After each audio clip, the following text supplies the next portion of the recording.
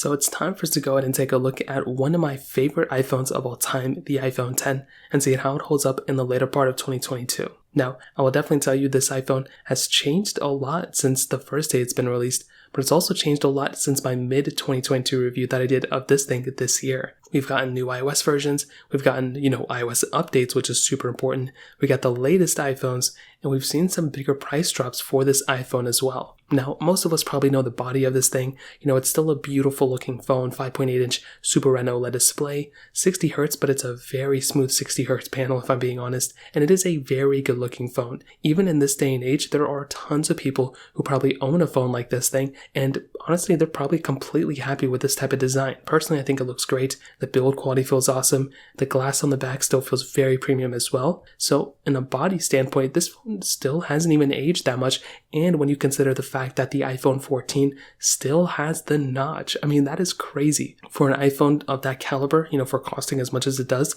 to pretty much still have the same type of design as this thing is actually pretty insane to me. But that's not to say that the iPhone 14s are bad or anything, but the iPhone Xs have just held up so well throughout time, it is not even funny. Now, one of the big things that's changed with this iPhone is the iOS update. It did get iOS 16, and we are now on like 16.2 or 16.1 now, 16.2 beta. And I will tell you, this iPhone on iOS 16 for some reason has handled that software very, very well. Still not perfect. It didn't make that phone, an iPhone 14 overnight, but the battery life has actually gotten much better on iOS 16 than I was expecting, at least compared to the first beta. I think it's pretty much on par with iOS 15 right now, which is really good. So hopefully by the end of it, it becomes a way more thorough, piece of software with, more stability, if I, can kind of say that. But I think the iPhone X in a software standpoint is actually very interesting because it's now the oldest supported iPhone, or one of the oldest supported iPhones on iOS software, which is so sad. So I'm be very curious to see what happens in the future. From a software standpoint,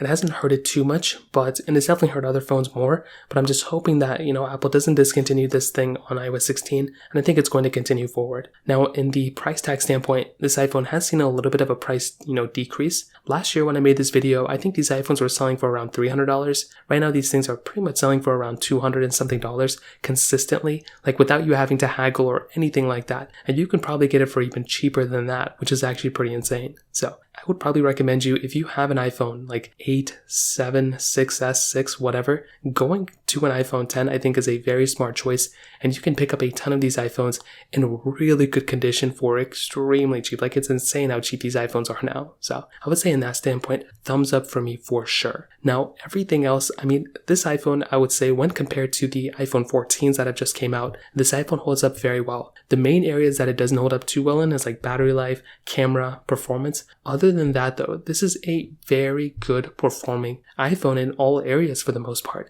For that price tag for like $200, it is insane for how cheap this iPhone is and for how, great of a device you're getting, which is so cool. So overall, I will definitely tell you, in my opinion, this is an awesome little phone. I mean, I would recommend buying it if you're having like an older phone than this, and it's a solid device for sure. And I think it still holds up very well in 2022 in the later part. So that kind of covers it up. If you have any other thoughts or questions, let me know in the comment section below. Hit the like button, that would mean so much, but definitely hit that subscribe button. More importantly than everything else, I love every single one of you guys. Hopefully I'll catch you guys in the next video. Peace out till then.